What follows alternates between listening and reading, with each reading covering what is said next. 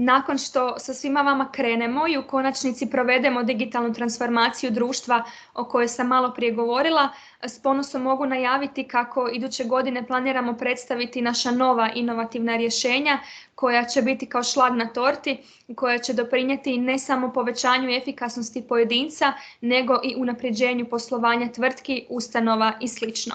Ne mogu vam puno otkriti, osim da se radi o mogućnostima obrade prirodnog jezika, primjerice klasificiranju tekstova nakon transkripcije po unaprijed definiranim ključnim riječima, odnosno temama, a koje se mogu prilagoditi sukladno potrebama korisnika.